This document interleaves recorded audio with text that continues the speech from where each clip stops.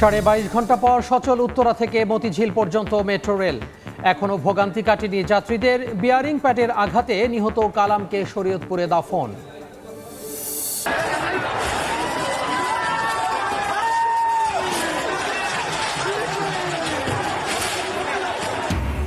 সাভারে city university ও daffodil শিক্ষার্থীদের মধ্যে রাতভর সংঘর্ষ, আহত শতাধিক। গাড়িতে আগুন, ভাঙচুর, এখনো বিরাজ করছে উত্তেজনা। বিএনপি বা যে কোনো দলের সঙ্গে জোটবদ্ধ হতে পারে এনসিপি, চলছে প্রার্থী তালিকার কাজও, জানালেন আখতার হোসেন। নভেম্বরে চূড়ান্ত হতে পারে বাম জোটের রূপরেখা। চট্টগ্রামে গুজব ছড়িয়ে তৈরি পোশাক খাতে অস্থিরতা সৃষ্টি করছে সংঘবদ্ধ চক্র, অভিযোগ বিজিএমইএর। চক্রান্তে প্রতিবেশী দেশ জড়িত থাকার সন্দেহ ব্যবসায়ীদের। এবং লক্কর ঝক্কর বাস দাপিয়ে বেড়াচ্ছে সড়ক, সিরিজ অভিযানও মেলেনি সুফল। মেয়াদ নির্ধারণে সময়সীমা বাড়ানোর দাবি, ফিটনেসহীন গাড়ি চলার দায় বিআরটিএর, বলছেন বিশেষজ্ঞ।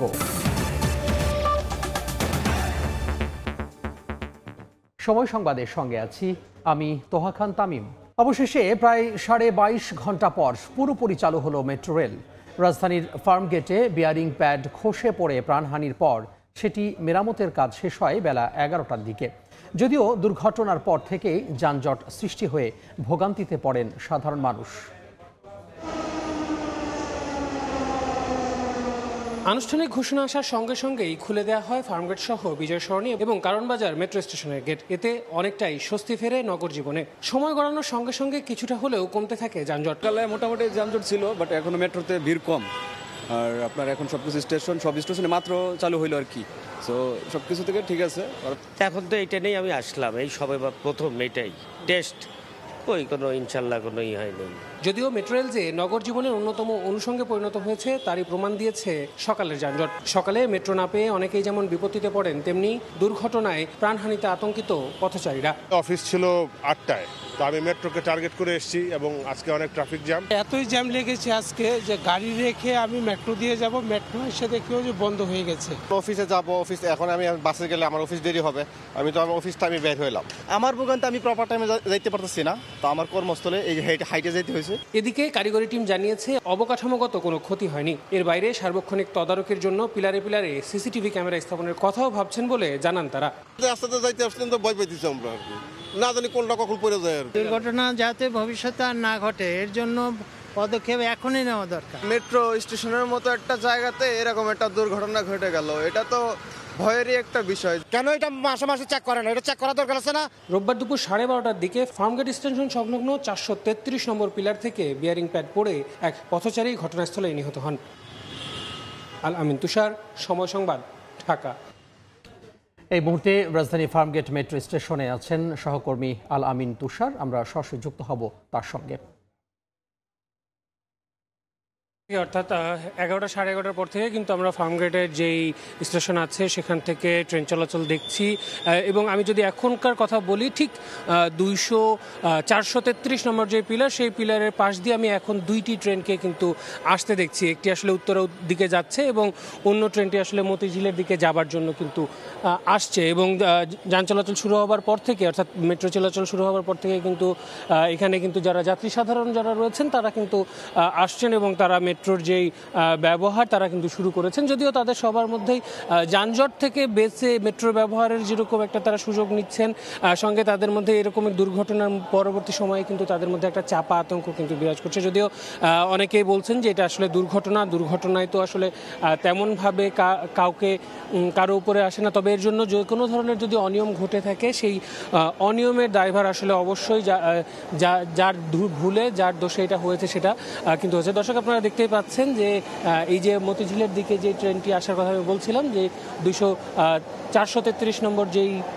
পিলার উপর দিয়ে এই ট্রেনটি কিন্তু কিছুক্ষণ আগে আসলো এবং ট্রেনের ভেতরের অবস্থা দর্শক আপনারা নিশ্চয়ই দেখতে পাচ্ছেন যে যারা যাত্রীরা রয়েছেন সকাল থেকে অফিসগামী যাত্রীরা কিন্তু মেট্রো ব্যবহার করতে পারেননি, যেই ঝামেলায় তারা পড়েছেন তারা কিন্তু মেট্রোর সর্বোচ্চ সুযোগ কিন্তু তারা নিচ্ছেন। এবং মেট্রোর ভেতরের যে পরিস্থিতি সেটা দেখলে কিন্তু সেটা বলাই যাচ্ছে যে ভেতরে কিন্তু বেশ জনাকীর্ণ পরিস্থিতি কিন্তু রয়েছে। এর বাইরের অবস্থাও দর্শক নিশ্চয়ই আপনারা দেখতে পাচ্ছেন। এবং দর্শক আমি চেষ্টা করব আপনাদেরকে ভেতরের পরিস্থিতি দেখানোর জন্য, যেখানে আসলে যারা যাত্রীরা রয়েছেন। এখানে এই ট্রেনটি যে কিছুক্ষণ আগেই থামলো এবং এই যে গেট খুলে যাচ্ছে এবং ভেতরের থেকে যারা আসলে মেট্রো স্টেশনে যারা যাত্রীরা রয়েছেন তারা কিন্তু বাইরে বের হচ্ছেন। এবং আমরা ভেতরের পরিস্থিতি যদি আপনাদেরকে দেখাই, যে যারা মেট্রোতে আসলে সারাদিন সকাল অংশে যারা আসলে ব্যবহার করতে পারেননি তারা কিন্তু চেষ্টা করছেন তাদের জায়গা থেকে সেইটা সর্বোচ্চ ব্যবহার করার জন্য। এবং এই যে দেখলেন দর্শক যে আমরাও আসলে ভেতরে প্রবেশের চেষ্টা করেও ভেতরে প্রবেশ করতে পারলাম না ভেতরের ভিড়ের কারণে।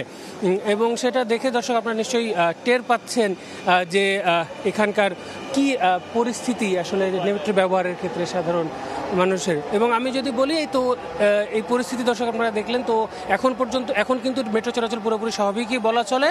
তো এই ছিল এখনো পর্যন্ত আমার কাছে মেট্রো চলাচলের খবরের সবশেষ তথ্য। শুরু হয়েছে আগারগাঁও থেকে মতিঝিল পর্যন্ত মেট্রো রেল চলাচল, আর সে খবর জানাতে ফার্মগেট মেট্রো স্টেশন থেকে যুক্ত হয়েছিলেন সহকর্মী আল আমিন তুষাস।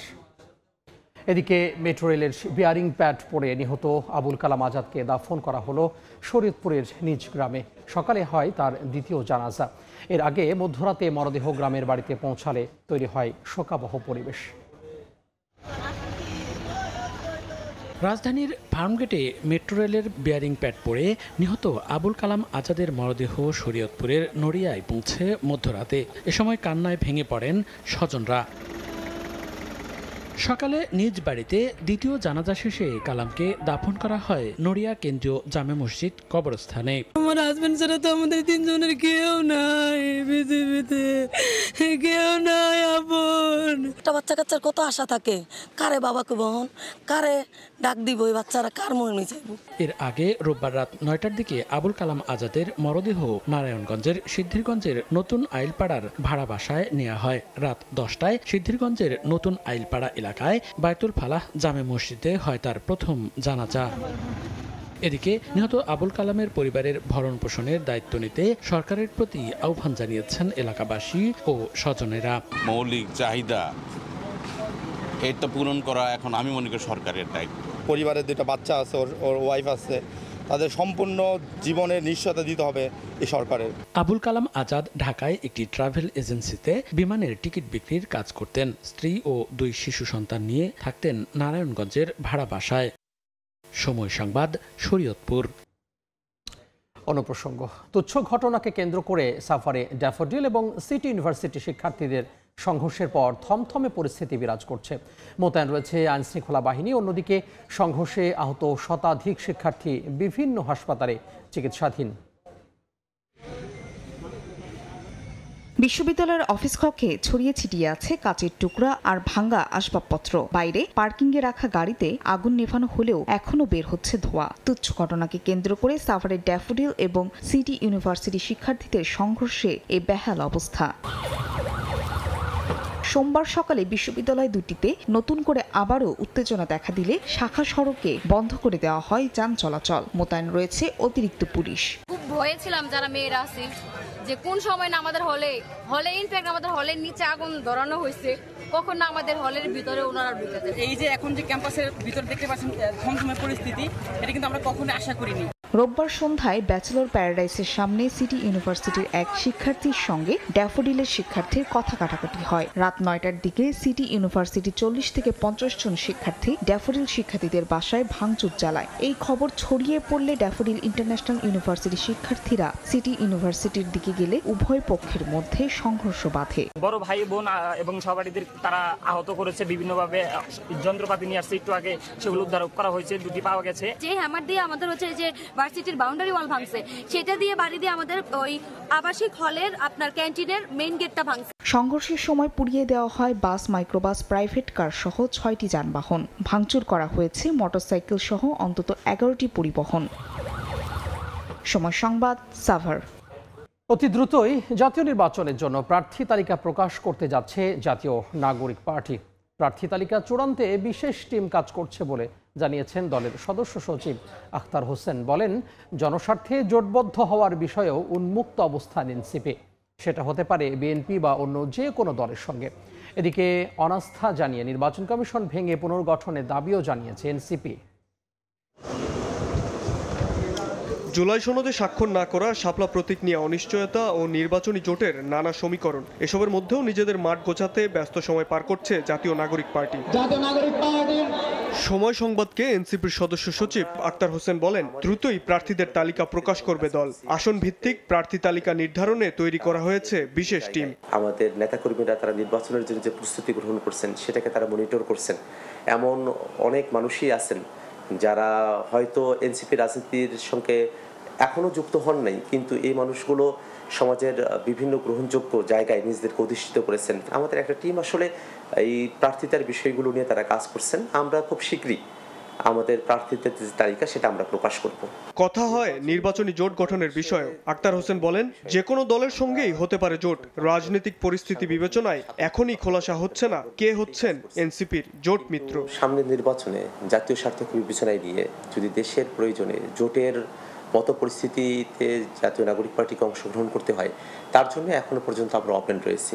যখন নির্বাচনের সময়টা ঘনীভূত হবে, সেই সময়টাতে গিয়েই জোটের বিষয়টাতে আমরা একটা সুনিশ্চিত সিদ্ধান্তে আমরা পৌঁছাতে পারবো। নতুন কমিশন গঠন করে নির্বাচনের আহ্বান জানিয়ে এনসিপি বলছে, এই নির্বাচন কমিশনের অধীনে সুষ্ঠু নির্বাচন অনুষ্ঠানের সম্ভাবনা নেই। তাদের দীর্ঘদিনের যে কর্মকাণ্ড, সেখানে অনেকগুলো জায়গাতেই তারা পক্ষপাতমূলক আচরণ করেছেন। আমরা অনেক আগেই এই পক্ষপাতমূলক আচরণগুলো যারা করছেন তাদের পুনর্গঠনের কথা আমরা অনেক আগেই জানিয়েছি, কিন্তু এই পুরো প্রক্রিয়াটাতে এখনো নির্বাচন কমিশনের সুযোগ আছে নিজেদেরকে শুধরে নেবার। দলের সম্ভাব্য মনোনয়ন প্রত্যাশীদের এরই মধ্যেই নিজ নিজ এলাকায় দেখা গেছে জনসংযোগ করতে। শাবাব ওয়াসি, সময় সংবাদ, ঢাকা। আগামী নির্বাচন সামনে রেখে বৃহত্তর জোট গঠনে আগ্রহী বামপন্থী দলগুলো। চলছে প্রাথমিক আলোচনাও। নেতারা জানান, নভেম্বরে চূড়ান্ত হতে পারে নির্বাচনী জোটের রূপরেখা। ফারুক ভূঁইয়া রবিনের রিপোর্ট। সব ঠিক থাকলে ফেব্রুয়ারির ভোট সামনে রেখে ডিসেম্বরেই নির্বাচনী তফসিল ঘোষণার কথা। সময় গড়ানোর সঙ্গে সঙ্গে জোট আর ভোটের নানা সমীকরণ তৈরি হচ্ছে রাজনীতিতে। নির্বাচনী নানা হিসেব নিকেশ বাম রাজনৈতিক শিবিরেও। বৃহত্তর নির্বাচনী ঐক্য গড়ার প্রাথমিক আলোচনা এগিয়ে নিচ্ছেন নেতারা। সিপিবি বাসদের নেতৃত্বাধীন বাম গণতান্ত্রিক জোটের 6 দল, ফ্যাসিবাদ বিরোধী বাম মোর্চার 7 দলের পাশাপাশি গণফোরাম, বাংলাদেশ জাসদ, ঐক্য ন্যাপকে এক মঞ্চে এনে ভোটের লড়াইয়ে নামার পরিকল্পনা নেতাদের। কথাবার্তা চলছে গণতন্ত্র মঞ্চে থাকা বাম দলগুলোর সঙ্গেও। নেতাদের আশা, নভেম্বরের শুরুতে চূড়ান্ত রূপ পেতে পারে আলোচনা। এখন আমরা দলীয় প্রার্থীগুলো ঠিক করতেছি, তারপরে জোট হলে পরে তার মধ্যে সেগুলো সমন্বয় করে আমরা সেই জোটবদ্ধভাবে নির্বাচনে অংশগ্রহণ করব। বাম গণতান্ত্রিক জোট তো আছেই, এর বাইরে ফ্যাসিবাদ বিরোধী বাম মোর্চা, বাংলাদেশ জাসদ, গণফোরাম, ন্যাপ, ঐক্য ন্যাপ, এই সমস্ত পার্টিগুলোর সাথেও আমাদের আলাপ আলোচনা চলতেছে। এর বাইরেও গণতন্ত্র মঞ্চের মধ্যেও যে দলগুলো আছে, বিপ্লবী ওয়ার্কার্স পার্টি, নাগরিক ঐক্য, তাদের সাথেও এমনি প্রাথমিক কথাবার্তা হচ্ছে যে আমরা একটা নির্বাচনী জোট করতে পারি কিনা। তারা আমাদের সঙ্গে ঐক্য প্রশ্ন করেছে, এখন দেখা যাক শেষ পর্যন্ত কতজন আমাদের সঙ্গে সঙ্গী হয় আর কি। আমার বিশ্বাস আমরা এই সমমনা দলগুলি আমরা একটা প্রগতিশীল গণতান্ত্রিক জোট করতে, যুক্ত ফ্রন্টের মধ্যে যোগ করতে আমরা সমর্থ হব এবং আমরা সেটা দিয়েই ভোট করবো। আমরা সেই আলোচনা এগিয়ে যাচ্ছে। নেক্সট মান্থের মধ্যে আমার ধারণা আমরা এটা সম্পূর্ণ করতে পারবো। বাস্তবতা হচ্ছে বিএনপির একটা বাক্স, ইসলামপন্থীদের একটা বাক্স, আমরা একটা নতুন বাক্স তৈরি করতে চাই, যেটা গরিব মানুষের বাক্স।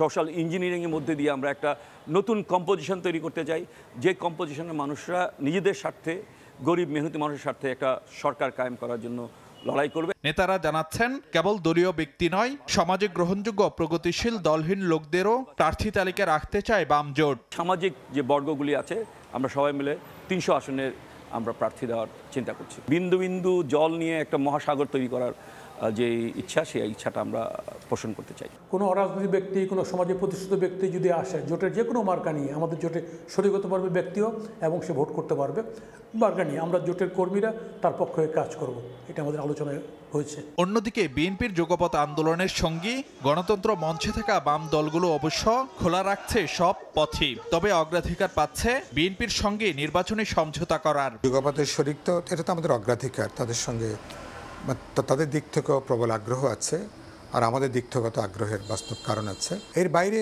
বামপন্থী প্রগতিশীল গণতান্ত্রিক ধারার যারা আছেন তাদের সাথে আমরা কথাবার্তা বলবো। আবার ধরেন সবাই মিলে আমরা একটা বোঝাপড়াটা কিভাবে তৈরি করা যেতে পারে সেটাকে আমরা এক্সপ্লোর করে দেখার আমরা চেষ্টা করব। 9 অক্টোবর সংবাদ সম্মেলন করে 120 প্রার্থীর নামও ঘোষণা করেছে গণতন্ত্র মঞ্চ। ফারুক ভিয়া, রবিন, সময় সংবাদ, ঢাকা।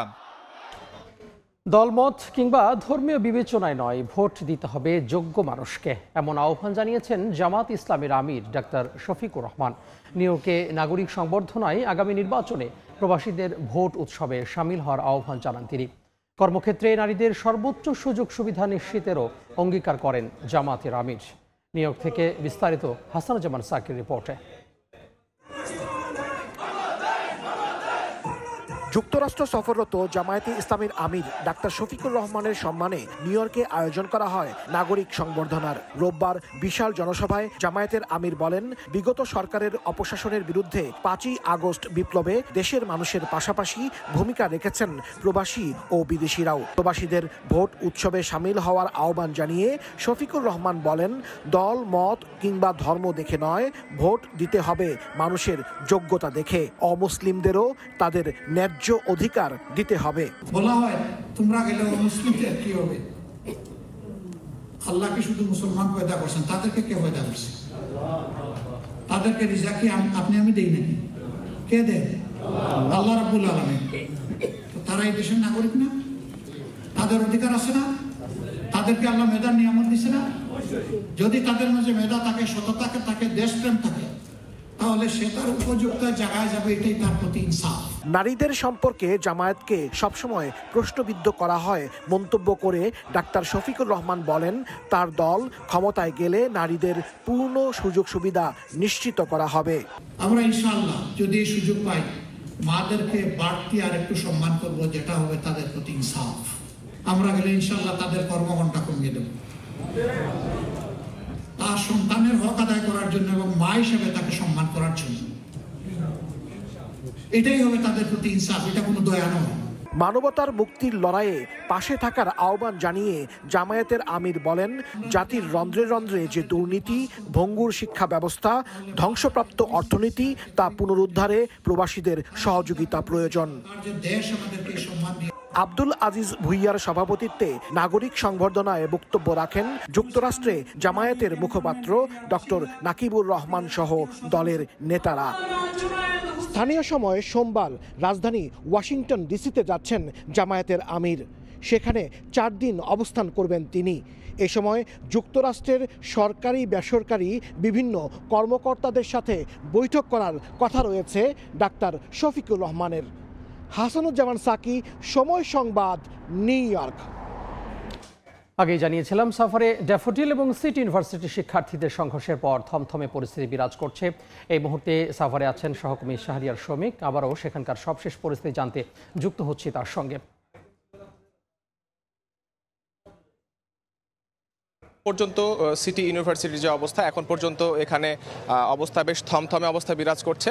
কিছুক্ষণ আগে এখানে ড্যাফোডিল বিশ্ববিদ্যালয়ের যে প্রশাসনের পক্ষ থেকে তাদের কর্মকর্তারা এসেছিলেন এবং সিটি ইউনিভার্সিটির যে প্রশাসন অর্থাৎ ভিসি তাদের সাথে কথাবার্তা বলেছেন, শিক্ষার্থীদের সাথে কথা বলেছেন। তারা তাদের দিক থেকে জানিয়েছেন যে এ ধরনের নেক্কারজনক যে সংঘর্ষ, এই সংঘর্ষের সাথে যারা জড়িত ছিলেন তাদেরকে সুষ্ঠুভাবে চিহ্নিত করে তাদের যে বিশ্ববিদ্যালয়ের প্রশাসনের যে আইন আছে সেই আইন অনুযায়ী তাদের জন্য শাস্তির ব্যবস্থা করা হবে এবং জড়িত যারা আছে তাদের সকলকে চিহ্নিত করা হবে এবং তাদেরকে সকলে আইনের মুখোমুখি করা হবে। এবং সিটি ইউনিভার্সিটির যে ক্ষয়ক্ষতি হয়েছে সেই ক্ষয়ক্ষতির বিষয়ে তারা জানিয়েছেন যে ক্ষয়ক্ষতির বিষয়ে যে ক্ষতিপূরণ, সেই ক্ষতিপূরণ ড্যাফোডিল বিশ্ববিদ্যালয়ের পক্ষ থেকে সিটি বিশ্ববিদ্যালয়কে নিশ্চিত করা হবে। এবং সিটি ইউনিভার্সিটির যে ভিসি ছিলেন, ব্রিফিংয়ে তিনি জানিয়েছেন যে যদি ক্ষতিপূরণ এবং জড়িতদের বিরুদ্ধে ব্যবস্থা না নেওয়া হয় তবে আইনিভাবে মামলার জন্য পদক্ষেপ নেবে সিটি ইউনিভার্সিটি প্রশাসন। তো দর্শক আপনারা দেখতে পাচ্ছেন যে এখন আমরা অবস্থান করছি সিটি ইউনিভার্সিটিতে এবং মোটামুটি বলা চলে যে মোটামুটি একটি ধ্বংসস্তূপে পরিণত হয়েছে। তারা হামলা করেছেন এবং এখানে প্রশাসনিক ভবনের যে কক্ষগুলো ছিল এবং বাইরের যে জানালা কাঁচ যেগুলো ছিল সবকিছু ভেঙে গেছে এবং ভিতরে একটি অ্যাকাউন্ট শাখা এবং অভিমুখী ব্যাংক ছিল সেই ভিতরে। তো এখানকার শিক্ষার্থীরা অভিযোগ করছেন যে যারা ব্যাংকে যে টাকা পয়সা ছিল সহকর্মী শাহরিয়ার শমিক যুক্ত হয়েছিলেন সাভার থেকে। জুলাই আন্দোলনে রাজধানীর রামপুরায় কার্নিশে ঝুলে থাকা ব্যক্তিকে গুলি ও দুজনকে হত্যা মামলায় দ্বিতীয় দিনের সাক্ষ্য গ্রহণ শুরু হয়েছে। সকালে এই মামলায় সাবেক এএসআই চঞ্চল চন্দ্র সরকারকে ট্রাইব্যুনালে হাজির করা হয়। এর আগে ডিএমপির সাবেক কমিশনার হাবিবুর রহমান সহ 5 জনের বিরুদ্ধে প্রসিকিউশনের সূচনা বক্তব্য উপস্থাপনের পাশাপাশি প্রথম সাক্ষীর সাক্ষ্য ও জেরা শেষ হয়। প্রথম সাক্ষী হিসেবে জবানবন্দি দেন গুলিবিদ্ধ আমির হোসেন, পরে তাকে জেরা করেন আইনজীবীরা। এদিকে জুলাই আগস্টে কুষ্টিয়ায় 6 জনকে হত্যার ঘটনায় মানবতাবিরোধী অপরাধের মামলায় আওয়ামী লীগের যুগ্ম সাধারণ সম্পাদক মাহবুবুল আলম হানিফ সহ 4 জনের বিরুদ্ধে অভিযোগ গঠনের শুনানি শুরু হয়েছে। গত 14 অক্টোবর এই মামলায় হানিফ সহ 4 জনকে হাজিরের জন্য পত্রিকায় বিজ্ঞপ্তি প্রকাশের নির্দেশ দেন ট্রাইব্যুনাল। চট্টগ্রামে পরিকল্পিতভাবে গুজব ছড়িয়ে গার্মেন্টস সেক্টরে অস্থিরতা সৃষ্টির চেষ্টা চলছে বলে অভিযোগ উঠেছে। বিজিএমইএ বলছে বিদেশি বায়ার প্রতিষ্ঠানকে বাংলাদেশ বিমুখ করতেই টার্গেট করা হচ্ছে A1 ক্যাটাগরির ভিআইপি পোশাক কারখানা। বেতন ভাতা নিয়মিত দেয়া হলেও সংঘবদ্ধ চক্রটি নানা অজুহাতে সংঘাত সৃষ্টি করছে। তবে যে কোনো বিশৃঙ্খল পরিস্থিতি এড়াতে সতর্ক অবস্থানে শিল্প পুলিশ। সাক্ষাৎ ত্রিপুর ক্যামেরায় বিস্তারিত কমলদের রিপোর্টে।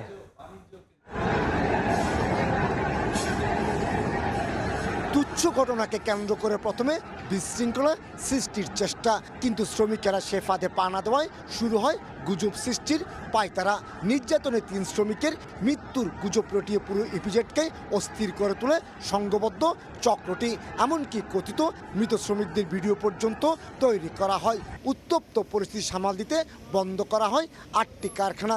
কথিত মৃত শ্রমিকদের জীবিত ফিরে আসার তথ্য নিশ্চিত হয়। 1 সপ্তাহ পর খুলে দেওয়া হয় বন্ধ হওয়া কারখানাগুলো। আর এটি হলো চট্টগ্রাম ইপিজেডে গুজব সৃষ্টির মাধ্যমে গার্মেন্টস সেক্টরে অস্থিরতা সৃষ্টির সবশেষ ঘটনা। তারা ভিডিওতে দেখা যায় কাফনের কাপড়টা সরাই আবার ঢেকে দিল এবং এই ভিডিওটা তারা কিন্তু প্রত্যেকটা ফ্যাক্টরিতে জানালো যে আমাদের 3 জন শ্রমিক ম্যানেজমেন্টের দ্বারা নিহত হয়েছে।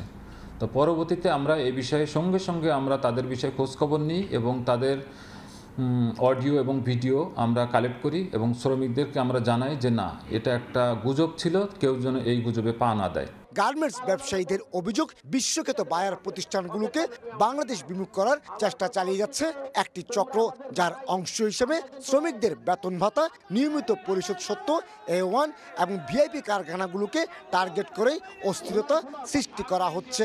কারণ এসব কারখানাতে প্রস্তুত হয় প্রতিষ্ঠিত বিদেশি ব্র্যান্ডের পোশাক। এটা সুপার কমপ্লায়েন্স ফ্যাক্টরি, তো সুপার কমপ্লায়েন্স ফ্যাক্টরি কোনো সমস্যা থাকার কথা না। এইসব ফ্যাক্টরিগুলোকে এক্সপোর্টকে প্রতিবন্ধকতা করার জন্য সবসময় কোনো কুচক্রী মহল কিন্তু তারা কাজগুলো করে থাকে। চট্টগ্রামের 464টি কারখানায় কাজ করেন অন্তত 8 লাখ শ্রমিক। এর বাইরে চট্টগ্রাম ইপিজেড এবং কর্ণফুলী ইপিজেডে আরও 3 লাখ শ্রমিক রয়েছে। আর তাই অসন্তোষ সৃষ্টির ক্ষেত্রে কৌশলগতভাবে গার্মেন্টস সেক্টরকে বেছে নেওয়া হচ্ছে বলে অভিযোগ বিজিএমইএর। এই সেক্টরে যদি অসন্তোষ হয়, এটা বাংলাদেশের জন্য একটা ডিজাস্টার। কেন? কারণ এই সেক্টরটাই হতেছে আপনার সর্বোচ্চ রপ্তানি আর্নিংয়ের একটা সেক্টর।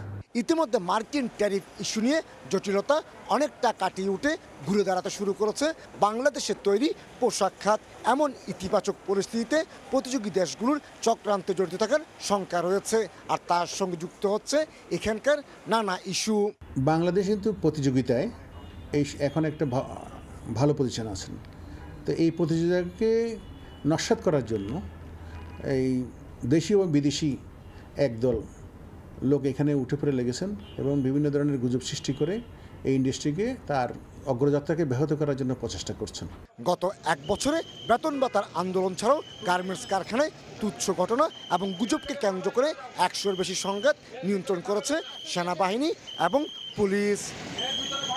কমল দে, সময় সংবাদ, Chittagong. EDF Aluminium, redefine possibilities. শত চেষ্টা করেও সড়ক থেকে লক্কর ঝক্কর গাড়ি সরাতে পারেনি সরকার। একের পর এক ভ্রাম্যমাণ আদালত বসিয়েও সুফল মেলেনি। সড়কে শৃঙ্খলা ফেরাতে ধারাবাহিক অভিযান পরিচালনা করলে গণপরিবহন সংকটে তৈরি হয় যাত্রী ভোগান্তি। এদিকে পুরানো গাড়ির মেয়াদ নির্ধারণে সময়সীমা বাড়ানোর দাবি জানিয়েছে মালিক সমিতি। পরিবহন বিশেষজ্ঞরা বলছেন, কোনো কিছু না দেখেই ফিটনেস সনদ দিচ্ছে বিআরটিএ। যানবাহনের ফিটনেস, চালকদের স্বাস্থ্য সুরক্ষা ও লাইসেন্স প্রদানে জটিলতা নিয়ে সাইফুল রুদ্র 3 পর্বের ধারাবাহিকের আজ দেখুন প্রথম পর্ব। বাংলাদেশ সড়ক পরিবহন কর্তৃপক্ষ বিআরটিএর তথ্যে দেখা গেছে, সেপ্টেম্বর মাসে দেশের 6টি বিভাগে নিয়মিত অভিযান পরিচালনা করা হয়েছে 386টি। এসব অভিযানে মামলা করা হয় 2618টি, বিভিন্ন মেয়াদে কারাদণ্ড দেওয়া হয় 13 জনকে, জরিমানা আদায় করা হয় 65,21,100 টাকা এবং ডাম্পিংয়ে পাঠানো হয় 364টি গাড়ি। বিআরটিএ বলছে, পুরনো বাস অপসারণ ও সড়কে যানবাহনের নানা অনিয়ম রোধে ধারাবাহিক অভিযান অব্যাহত রাখবে প্রতিষ্ঠানটি। আমাদের বিআরটিএর কর্মকর্তাদেরকে আমরা এই বিষয়ে কিন্তু সতর্ক করেছি, কারণ এখানে আবার দালাল একটা শ্রেণী মধ্যস্বত্বভোগীর তৈরি হয়। RFID আমরা ইন্ট্রোডিউস করেছি, যে কারণে আমাদের কিন্তু গাড়ি বাধ্যতামূলক তাকে আসতে হবে এবং আমরা সেটা ডিটেক্ট করি। ফলে এখন কিন্তু কোনো গাড়ি ছাড়া কোনো ফিটনেস পরীক্ষা হচ্ছে না। সড়কে থাকা পুরনো লক্কর ঝক্কর গাড়ি সরিয়ে নিতে বিআরটিএর চালানো অভিযানে ক্ষুব্ধ প্রতিক্রিয়া দেখিয়ে সরকারের কাছে 8 দফা দাবি জানান পরিবহন ব্যবসায়ীরা। তাদের মতে, মেয়াদ বিবেচনায় বাণিজ্যিক মোটরযান বাতিলের পরিকল্পনায় অর্থনৈতিক চাপ তৈরি হবে। শুধু একটা কথাই শিখছেন যে মেয়াদ উত্তীর্ণ বলতে গেলে তো 5 বছরটাও মেয়াদ উত্তীর্ণর চাইতে খারাপ হতে পারে। লক্কর জক্কর আর আপনার মেয়াদ উত্তীর্ণ এক না। লক্কর জক্কর হলে আপনার ভালো গাড়িও সেটা চলতে গিয়ে ডেন্ট হয়েছে আপনার চালানোর অদক্ষতার জন্য বা রাস্তার জন্য। ইকোনমিক লাইফের উপর যে গাড়িকে বাদ দেওয়ার জন্য বলবে, এটা দেশের জন্য অর্থনৈতিক চাপ। অন্যদিকে পেশাদারিত্বের প্রশ্নে বিআরটিএ পিছিয়ে আছে বলে মত পরিবহন ও যোগাযোগ বিশেষজ্ঞ অধ্যাপক ডক্টর শামসুল হকের। জানান, ফিটনেসবিহীন গাড়ি সড়কে চলার দায় বিআরটিএর। ফিজিক্যাল জিনিস দেখতে হয়, সেফটি জিনিস দেখতে হয়, লাইটিং দেখতে হয়, ইন্ডিকেটর দেখতে হয়, পলিউশনের প্যারামিটারগুলি দেখতে হয়। সরি টু সে, এগুলি না দেখেই বিআরটিএ কাজ চালিয়ে যাচ্ছেন। যখন অভিযান সর্বস্ব ড্রাইভ দেয়, তখনই বোঝা যায় যে প্রতিষ্ঠানগুলি পেশাদারি না। পরিবহন খাত সংস্কারে বর্তমান সরকারের কাছে উল্লেখযোগ্য সাড়া পাওয়া যায়নি বলেও মন্তব্য করেন তিনি। এই সরকারের প্রতি আমাদের অনেক প্রত্যাশা ছিল। পলিটিক্যাল সরকার অনেক কারণেই অনেক কিছু পারে না, এই সরকারও এটা পারল না। এটা অত্যন্ত দুর্ভাগ্য, কারণ এটা সংস্কারের ব্যাপার। বিআরটিএর প্রতিটি সার্কেলে থাকা ফিটনেস যাচাইয়ের স্থান ক্লোজড সার্কিট ক্যামেরার আওতায় আনা হলে সনদ দেওয়ার প্রক্রিয়া কিছুটা হলেও স্বচ্ছ হবে বলে মনে করেন এই যোগাযোগ বিশেষজ্ঞ। সাইফুল রুদ্র, সময় সংবাদ, ঢাকা। 2 দশক পর রাজধানীর আগারগাঁওয়ে পরিকল্পনা কমিশনের NEC সম্মেলন কক্ষে অনুষ্ঠিত হচ্ছে বাংলাদেশ পাকিস্তান যৌথ অর্থনৈতিক কমিশন JECর বৈঠক। সকালে শুরু হওয়া এই বৈঠকে অর্থ উপদেষ্টা ডক্টর সালেউদ্দিন আহমেদের নেতৃত্বে 15 সদস্যের প্রতিনিধি দল এবং পাকিস্তানের জ্বালানি মন্ত্রী আলী পারভেজ মালিকের নেতৃত্বে 14 সদস্যের প্রতিনিধি দল অংশ নিয়েছেন। দ্বিপাক্ষিক বাণিজ্য সম্প্রসারণ, বিনিয়োগ সুরক্ষা, কৃষি, ব্যাংকিং, আর্থিক সেবা, জ্বালানি সহযোগিতা এবং শিক্ষা ও প্রযুক্তি বিশেষ অগ্রাধিকার পাচ্ছে আলোচনায়। বৈঠক শেষে 2 দেশের মধ্যে একটি সমঝোতা স্মারক স্বাক্ষরের সম্ভাবনা রয়েছে। এর আগে সবশেষ 2005 সালে পাকিস্তানের সঙ্গে JSE বৈঠকে অংশ নিয়েছিল বাংলাদেশ। এক নিষেধাজ্ঞা শেষ না হতেই আরেক নিষেধাজ্ঞা। মাইলিশ রক্ষার পর এবার টানা 8 মাস জাটকা সংরক্ষণে অভিযান সরকারের। 1 নভেম্বর থেকে 30 জুন নদী ও সাগরে জাটকা ধরা নিষেধ। জেলেরা বলছেন, অক্টোবরের নিষেধাজ্ঞায় তারা ঠিকভাবে সহায়তা পাননি। আগামী 8 মাস সরকারি সহায়তার দাবি তাদের। মৎস্য বিভাগ বলছে, নিষেধাজ্ঞার সময় 4 মাস BGF-এর চাল পাবেন জেলেরা। মোহাম্মদ মনির হোসেন বাদলের পাঠানো তথ্য ও সুজন দামে ছবি নিয়ে রিপোর্ট। প্রজনন মৌসুমে মায়ালিশ রক্ষায় 4 অক্টোবর থেকে 25 অক্টোবর পর্যন্ত দেশের সব অভয়ারণ্য ও সাগরে মাছ ধরায় নিষেধাজ্ঞা ছিল। 25 অক্টোবর মধ্যরাত থেকে নদী ও সাগরে জাল ফেলতে পারছেন জেলেরা। তবে এক নিষেধাজ্ঞা শেষ হতে না হতেই 5 দিন পর শুরু হচ্ছে 8 মাসের জাটকা ধরায় আরেক নিষেধাজ্ঞা। 1 নভেম্বর থেকে 30 জুন দেশের সব নদী ও সাগরে জাটকা ধরা নিষেধ। এ সময় অনেক সাবধানে মাছ ধরতে হয় জেলেদের। 25 সেন্টিমিটারের কম আকারের কোনো ইলিশ ধরলেই তাকে আইনের আওতায় আনা হয়। পটুয়াখালী জেলেরা বলছেন অক্টোবরে নিষেধাজ্ঞায় তারা সঠিকভাবে সাহায্য পাননি। বর্তমানে বড় জালেও জাটকা আটকে ওপারে চলে আসে। জাটকা শিকার সম্পূর্ণ বন্ধ করতে আগামী 8 মাস সরকারি সহায়তার দাবি তাদের। মাঝে মাঝে দুই একটা জাটকাও বাজে, জাটকা বাজলে হেডা আবার লইয়ে ব্যস্তও যাওয়া যায় না, হয়তো নিজেকে খাওয়া লাগে। আর যদি কোস্টগার্ড পুলিশ এরা যদি ধরে লাজত দিয়ে দেবে। একটা বোট গড়াইতে আপনার 70-80 হাজার টাকা দরকার হয়, একটা জাল বানাইতে 30-40 হাজার টাকা হয়। দৈনিক মাছ পাওয়া যায় না 1 কেজি। 1 কেজি ডিজেলের দাম 105 টাকা। একটা ফ্যামিলিতে 8-10 জন মানুষ থাকে, কিছু করার নাই। চাউল আমাদের ঠিকমতো সময় পাই না, 8 মাস অভিযোজন চাল অনুযায়ী আরো 6 মাস পরে। মৎস্য বিভাগ বলছে ইলিশের উৎপাদন বাড়াতেই এমন উদ্যোগ। তবে সরকার এই নিষেধাজ্ঞা চলাকালে 4 মাস জেলেদের বিজিএফ কর্মসূচির আওতায় চাল দেওয়া হবে বলে জানান সংশ্লিষ্ট কর্মকর্তা। যে ইলিশ এখন প্রজনন করলো তার বাচ্চাদেরকে সুরক্ষা দেওয়ার জন্য মৎস্য অধিদপ্তর সকলের সাথে মিলে কাজ করে যাবে। এই সময়ে জেলেরা আপনার 4 মাসের জন্য তারা বিজিএফ পাবে, সেটা সরকার যখন দিবে আমরা যথাসময় তাদের হাতে তুলে দেওয়ার চেষ্টা করব। সরকারিভাবে পটুয়াখালীতে 89,000 নিবন্ধিত জেলের সরকারি খাদ্য সহায়তার আওতায় রয়েছেন 59,000 জন। সময় সংবাদ, পটুয়াখালী। ব্রাহ্মণবাড়িয়ায় উচ্ছেদ অভিযানের প্রতিবাদে অনির্দিষ্টকালের জন্য বন্ধ রাখা হয়েছে ফার্মেসি। বিস্তারিত জানাতে হাসপাতাল ওষুধ মার্কেটের সামনে থেকে সরাসরি যুক্ত হচ্ছেন রিপোর্টার উজ্জ্বল চক্রবর্তী। আমি এই মুহূর্তে আছি ব্রাহ্মণবাড়িয়া সরকারি মহিলা কলেজের যে ঔষধের মার্কেট, সেই ঔষধের মার্কেটের সামনে। আমার পেছনের যে ঠিক মার্কেটটি দেখতে পাচ্ছেন সেই মার্কেটটি কিন্তু সকাল থেকে বন্ধ আছে, কারণ এই মার্কেটটি উচ্ছেদের প্রতিবাদে কিন্তু আজকে এখানে ব্রাহ্মণবাড়িয়া কেমিস্ট অ্যান্ড ড্রাগের যে সমিতি আছে সেই সমিতির আহ্বানে কিন্তু পুরো ব্রাহ্মণবাড়িয়া শহরে যে ওষুধের ফার্মেসিগুলো সবগুলো বন্ধ আছে। প্রায় 1000 ফার্মেসি হবে বলে সমিতির পক্ষ থেকে আমাদেরকে জানানো হয়েছে। তাদের দাবি হচ্ছে যে মার্কেটটি আছে 1983 সালে এই মার্কেটটি তারা কলেজ কর্তৃপক্ষ থেকে লিজ নিয়েছিল 28,000 টাকার বিনিময়ে। এখানে 10টি দোকান, সেই 10টি দোকান উচ্ছেদের ব্যাপারে সম্প্রতি মহিলা কলেজ থেকে এবং উপজেলা প্রশাসনের পক্ষ থেকে নোটিশ পেয়েছেন এবং এই নোটিশ প্রাপ্তির 7 দিনের মধ্যে এই মার্কেটটি উচ্ছেদ করা হবে বলে প্রশাসনের পক্ষ থেকে জানানো হয়েছে। এরপরেই কিন্তু এখানে যে মার্কেটের যে 10টি দোকানের ব্যবসায়ীরা তারা কিন্তু নানাভাবে আদালতে স্টে অর্ডার অর্থাৎ মামলা মোকদ্দমা সহ নানা বিষয় সহ বিভিন্ন কর্মসূচি পালন করে আসছে। আজকে তারই অংশ হিসেবে কিন্তু আজ সকালে সকল ওষুধের দোকান বন্ধ রয়ে কিন্তু এখানে কেমিস্ট অ্যান্ড ড্রাগিস্ট সমিতির পক্ষ থেকে তারা মানববন্ধন বিক্ষোভ কর্মসূচি পালন করছেন। তাদের দাবি হচ্ছে যে এই মার্কেটটি যেহেতু উচ্ছেদ করা হবে তাদেরকে যৌক্তিক সময়ে চুক্তি অনুযায়ী তাদের চুক্তিপত্র উল্লেখ অনুযায়ী 6 মাসের সময়সীমা তারা দাবি করছেন। কিন্তু পক্ষান্তরে কলেজ কর্তৃপক্ষ যেটি বলছেন যে এখানে কলেজের সামনে কোনো ধরনের বাণিজ্যিক যে মার্কেট সেটি রাখার কোনো সুযোগ নেই। শিক্ষা মন্ত্রণালয়, সংস্থা মন্ত্রণালয়, বিভিন্ন মন্ত্রণালয় থেকে সেই সম্পর্কে নির্দেশনা এসেছে। যার যৌক্তিক দাবি হিসেবে এখানকার যে শিক্ষার্থীরা তারা কিন্তু গত কয়েকদিন ধরে এই মার্কেটটি অপসারণের দাবিতে আন্দোলন সংগ্রাম করে আসছেন। সেই দাবিতে তারা কিন্তু আজও বিক্ষোভ কর্মসূচি পালন করছে, শিক্ষার্থীরা করছেন একদিকে, অন্যদিকে কিন্তু যে কেমিস্ট অ্যান্ড ড্রাগিস্ট সমিতির যে এখানে যে ব্যবসায়ীরা আছেন তারা কিন্তু এখানে আন্দোলন করছেন। তাদের দাবি হচ্ছে যে মার্কেট যদি উচ্ছেদ করতে হয় তাদেরকে যৌক্তিক একটি সময় বেঁধে দিতে হবে, সেই সময়ের মধ্যে তারা এখান থেকে চলে যাবে। অন্যদিকে শিক্ষার্থীরা বলছেন যে মার্কেটে এই শিক্ষা প্রতিষ্ঠানের সামনে কোনো ধরনের বাণিজ্যিক মার্কেট থাকতে পারবে না, সেটিকে অবসান করতে হবে এবং এখানে দৃষ্টিনন্দন একটি যে ফটক অর্থাৎ গেট নির্মাণ করতে হবে।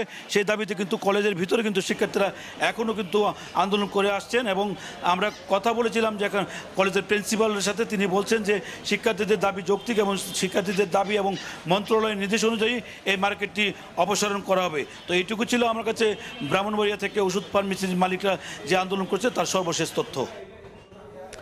সরাসরি যুক্ত হয়েছিলাম ব্রাহ্মণবাড়িয়া থেকে। যুদ্ধবিরতির মধ্যেও থেমে নেই ইসরায়েলের বর্বরতা। অধিকৃত পশ্চিম তীরে ইসরায়েলি হামলায় নিহত হয়েছেন 4 ফিলিস্তিনি। নিরাপত্তা নীতি নিয়ে কোনো আন্তর্জাতিক চাপ গ্রহণযোগ্য নয় বলে জানিয়েছেন ইসরায়েলি প্রধানমন্ত্রী বেনিয়ামিন নেতানিয়াহু। অন্যদিকে গাজায় শান্তিরক্ষী পাঠাতে প্রস্তুত বলে জানিয়েছেন মালয়েশিয়ার প্রধানমন্ত্রী আনোয়ার ইব্রাহিম।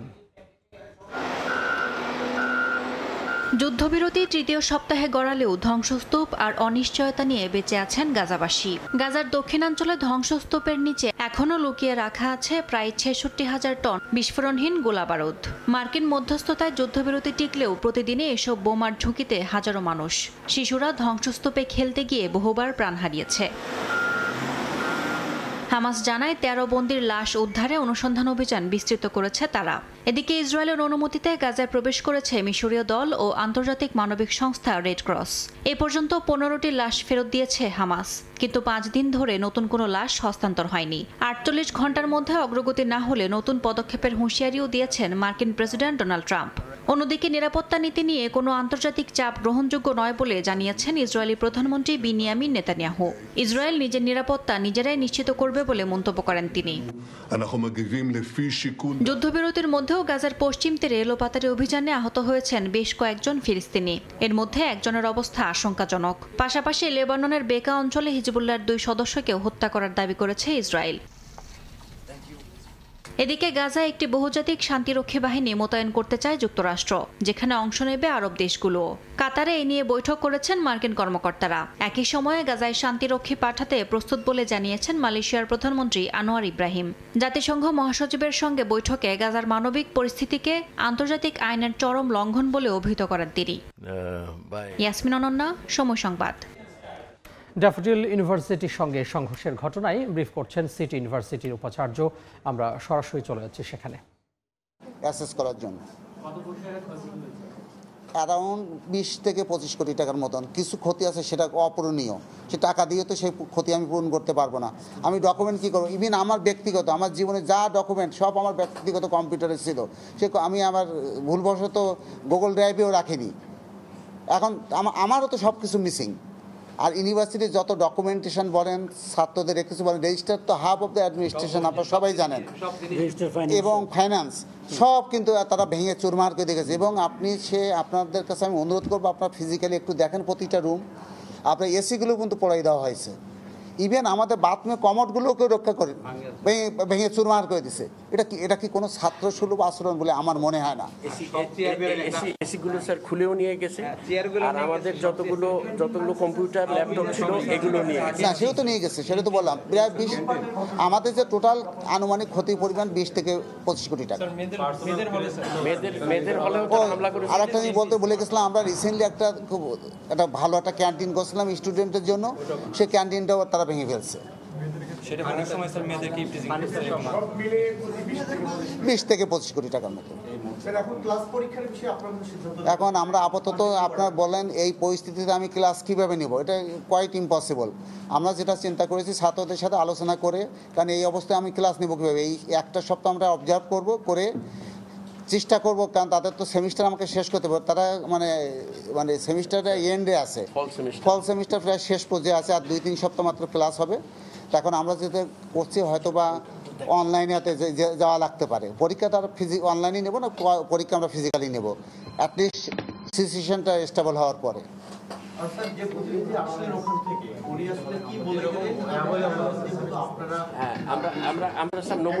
আচ্ছা 11 জনের ব্যাপারে ওনারা আমাকে যখন ইউজিসির মেম্বার সাহেব আমাকে বললেন যে দেখেন আপনার কাছে যেহেতু 11 জন স্টুডেন্ট আছে, আপনি এইটাকে রিটার্ন দিয়ে দেন। তখন আমি ছাত্রদের বললাম, দেখো এখানে ইউজিসি থেকে আমাকে বলা হয়েছে যে এই ছাত্রদেরকে আমাদের রাখাটা ঠিক হবে না, তোমরা দিয়ে দাও। তারা বললো যে স্যার এটা তো অসুস্থ না, তারা তো এখানে আক্রমণ করতে এসে আমাদের জিনিসপত্র লুটপাট করা অবস্থা, তারা তো ছাত্র বলা যাবে না, তারা সন্ত্রাসী, তাদেরকে আমরা আটকে রাখছি। এখন যদি ড্যাফোডিলস ইন্টারন্যাশনাল ইউনিভার্সিটি মনে করে যে স্টুডেন্ট তাদের ভিসিকে আসতে হবে, এসেই ভিসি স্টুডেন্টকে নিয়ে যাবে।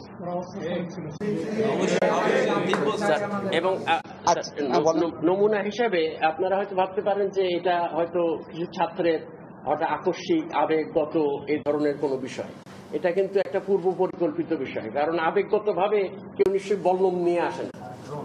এবং ড্রোন যেটা হয়েছে যে প্রথমে 4-5টা ড্রোন উড়ে এসেছে আমাদের ক্যাম্পাসের উপরে, এবং এই ড্রোনের মাধ্যমে আমাদের ক্যাম্পাসের কোথায় কোথায় আমাদের কি আছে, আমাদের ছাত্রছাত্রীরা কোথায় অবস্থান করছে, এই সব বিষয়গুলো পর্যবেক্ষণ করার পরে হামলাটা হয়েছে। এবং হামলার সময় তারা অত্যন্ত মনে হয়েছে যে তারা একটা পূর্ব পরিকল্পনার ভিত্তিতে হামলাটা পরিচালনা করেছে। এবং দেখা যায় যে আপনার এখানে আপনার যে গাড়িতে আগুন দেয়, আপনারা জানেন, আপনারা সাংবাদিকতা আপনারা জানেন যে একটা গাড়িতে সহসাই আগুন দেওয়া যায় না। তাদের ড্যাফোডিল ইউনিভার্সিটির সঙ্গে সংঘর্ষের ঘটনায় ব্রিফ করছিলেন সিটি ইউনিভার্সিটি কর্তৃপক্ষ। আমরা সরাসরি যুক্ত হয়েছিলাম সেখান থেকে। সময় সংবাদের শীর্ষ সংবাদগুলো জানিয়ে দিব আরও একবার। 22.5 ঘন্টা পর সচল উত্তরা থেকে মতিঝিল পর্যন্ত মেট্রো রেল। এখনও ভোগান্তি কাটেনি যাত্রীদের। বিয়ারিং প্যাডের আঘাতে নিহত কালামকে শরীয়তপুরে দাফন।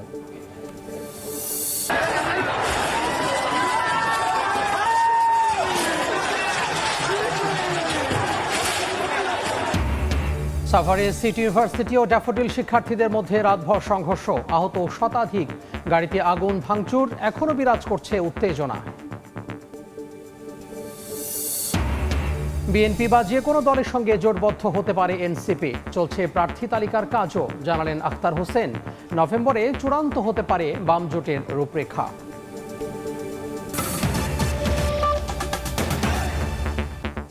এই ছিল দুপুর 12টার সময় সংবাদে। খেলার সময় সঙ্গে থাকবেন সহকর্মী তাজিন খন্দকার। আমিও আপনাকে ধন্যবাদ। খেলার সময় নিয়ে আসছি কিছুক্ষণ পর, সঙ্গেই থাকুন সময়ের।